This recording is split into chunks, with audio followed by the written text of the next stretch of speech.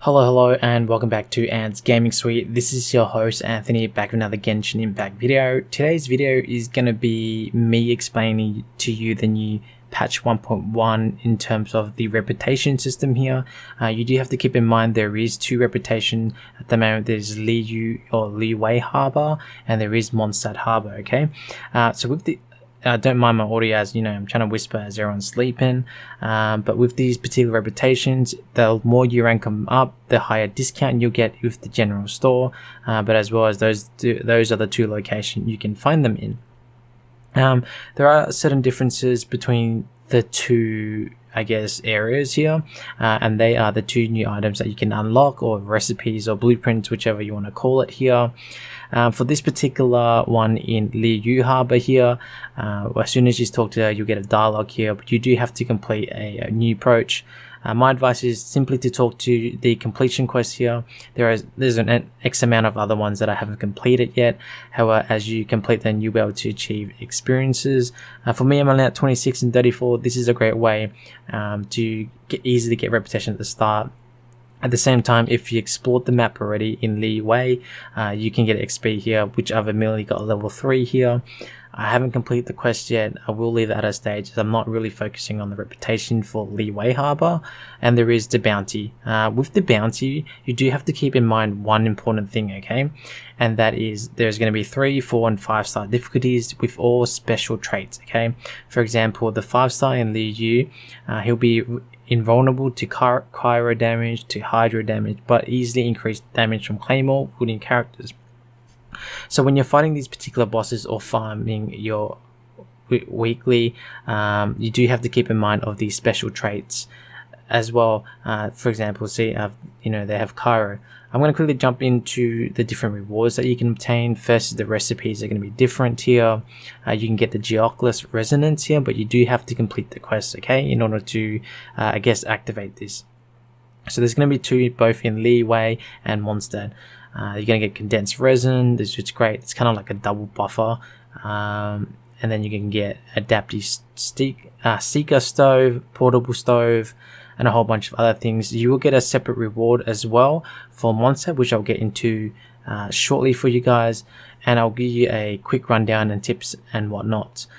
Anyway, as you progress, you do have to keep in mind as well that the weekly recess for these reputations is every Monday. Okay, so make sure you guys get these done by the Monday before you get, before you forget them, and you'll be lacking behind. So we're gonna quickly run over to Mondstadt, as to this is where I'm gonna be doing a lot of my quests first. So the weekly acceptor quest, or the citizens quest here, they're pretty much gonna be what you can do. But before I get into everything as well, make sure you accept your quests and exploration. Easy quest XP, you'll immediately get to 3 if you've done more than enough. As I progress through into the, I guess, citizen here, they do all require different requirements. Some will require wheat here, some will require fish, some will require apples. That's going to change on a weekly basis. For instance, right here, I have to submit 10 wheats to this guy. I'm not too sure it's going to be the same for everyone else, but in my case, I think it might be here, as my other account had it exactly same.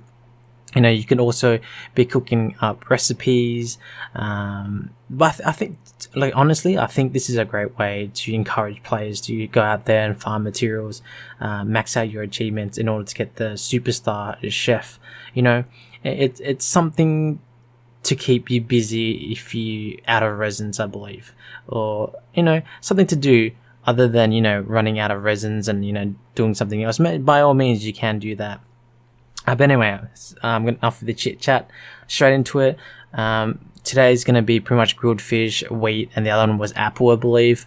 I don't have a video of the second one, but that is okay. Once again, here it's very, very important to understand that even Mondstadt will have a different special trait here.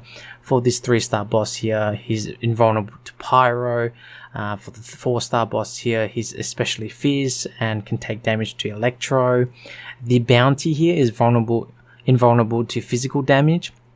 I would do a tips and trick guide for this particular video on this boss here, but what I'll do is, I'll give you a quick rundown on everything else.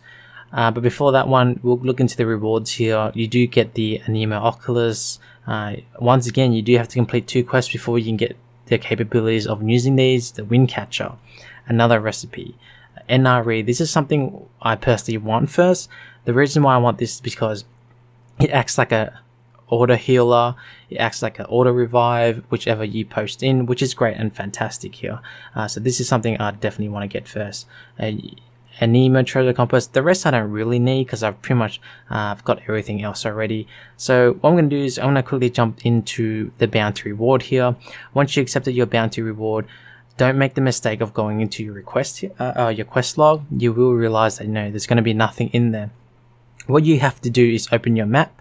So once you open your map, this is where you'll find where the bounty reward is located. Once you've located the area, you're going to have to teleport there, use your elemental sight, and you're going to have to find these special purple markers on the ground. You're going to find some kind of mushroom or some kind of item or flower. Or the other one is you do have to kill a group of monsters. Those are the 3 things. Do keep in mind that the locations are going to be very random here. They're not going to be in the same location. So keep that in mind here. But anyway, so once you collected 3 out of the 3 here, that is when the boss activates. And you can pretty much go around in the area and search and fight him. So for this particular boss here, the Rune Guard here, he's fairly immune to damage here. The way you're going to defeat him is either going to use a lot of elemental reaction, like for example, you're going to use Overload. Are you going to use Superconduct here? So I don't think Superconduct is going to do anything better. It's going to reduce his physical resistance, so you can do a little bit more damage if you want. But the best way to kill him is to really use an archer character and stagger him, alright? The way to stagger him is, 1, you aim for the head where the green bulb is, or you shoot when he's about to shoot his missile. So those are the 2 ways you can stagger him. In this case here, I've absolutely missed and, bunkered that one up. The more you stagger him, the more opportunities he will get to attack you, and this is when you have the opportunity to cast all your skill, Overload, Ningguang's ulti, whichever character you have. You're gonna spam the lot out of it until you kill him, okay? Once you've completed the quest here and killed him, you're gonna have to return back to the person that gave you the quest for the bounty, and then pretty much rinse and repeat. You'll be doing that at the same time for the next 3 until Monday comes along and reset. So I hope this guide and video helps you out in terms of understanding the reputation systems and the rewards you can obtain and the special traits, which is fairly often missed, as I've noticed. Until then, I'll catch you guys in the next one.